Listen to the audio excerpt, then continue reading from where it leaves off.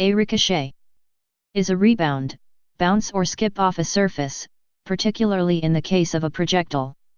Most ricochets are caused by accident, and while the force of the deflection decelerates the projectile, it can still be energetic and almost as dangerous as before the deflection. The possibility of ricochet is one of the reasons for the common firearms safety rule: never shoot at a flat, hard surface. Ricochets can occur with any caliber, and short or round ricocheting bullets may not produce the audible whine caused by tumbling irregular shapes.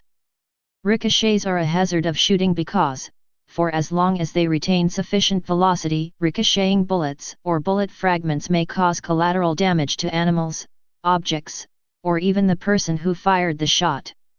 Variables.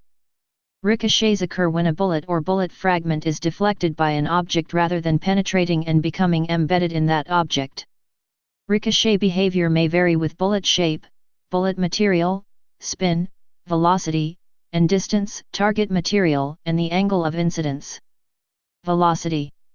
High-velocity rifle cartridges have higher probability of bullet penetration, because increased energy released by an identical bullet may fracture or temporarily melt the target at the point of impact.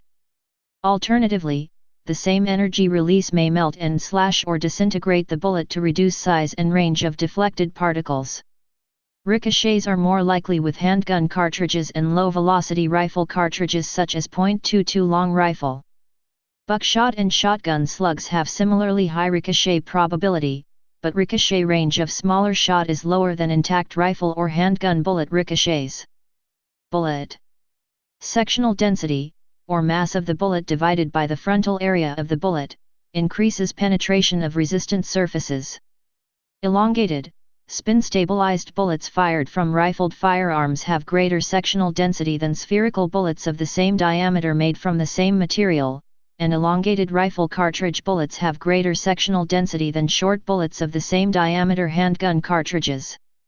Bullet velocity is reduced by as much as 35% by each ricochet deflection, and velocity is further reduced by air resistance, as cohesive bullet fragments often produce an audible whine tumbling after losing stability. Target material. Comparative hardness and density determine the results of collisions with bullets.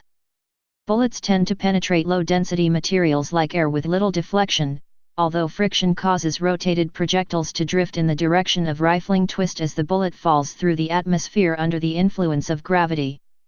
Ricochets may be similarly deflected in the direction of rotation of the side of a spin-stabilized bullet contacting a resistant surface. Dense objects tend to prevail in collisions with less dense objects, so dense bullets tend to penetrate less dense materials, and dense materials tend to deflect light bullets. Resistance to penetration can be evaluated as the sectional density of the target material along the axis of bullet movement in front of the bullet. Metallic foil will be more easily penetrated than metal ingots, and sectional density of sheet metal increases as orientation of the sheet diverges from perpendicular to, toward parallel with, the bullet path.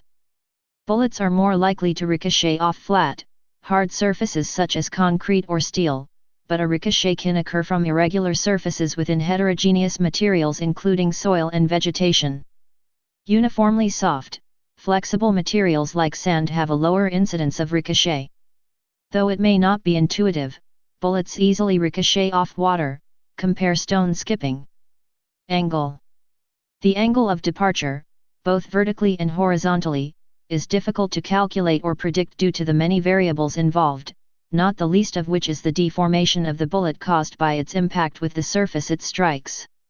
Probability of ricochet is highest from surfaces approximately parallel to the axis of bullet movement, and grazing ricochets typically depart the surface at a smaller angle than the angle of incidence, or approach.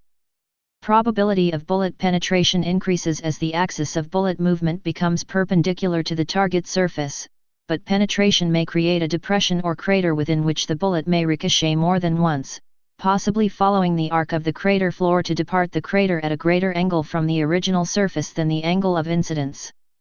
In an extreme case, a strong, cohesive bullet striking a nearly perpendicular elastic surface may ricochet directly back at the shooter. This situation is sometimes observed when hardened armor-piercing cores fail to completely penetrate steel plate. Buckshot and subsonic bullets may be similarly reflected from rubber vehicle tires. Consequences. Not all ricochets are accidental. Some bullets are fired to intentionally ricochet, just as in ricochets of some ball games like basketball and pool. Bullet traps at indoor shooting ranges often include durable steel plates to deflect bullets downward into a material intended to stop and capture the bullets. Cannonballs were often fired to strike the ground or water in front of their target in anticipation of ricochets which would keep the projectile at an effective distance above the ground or water surface through massed troops or ships.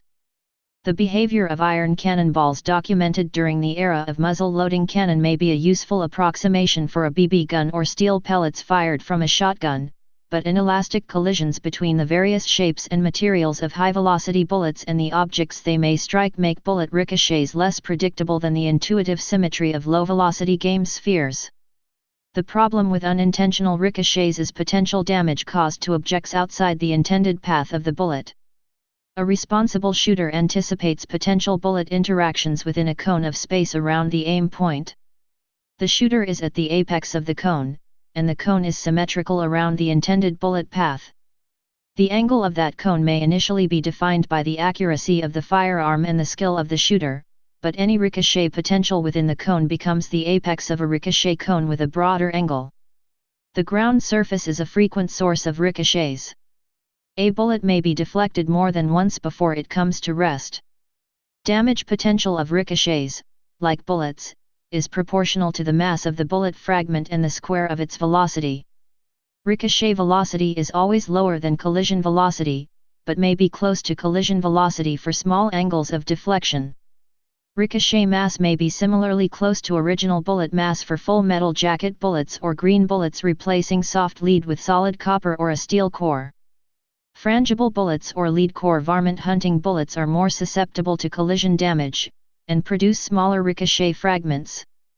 Lower initial mass gives small fragment ricochets less damage potential, and distance of travel is reduced by more rapid loss of velocity from air resistance.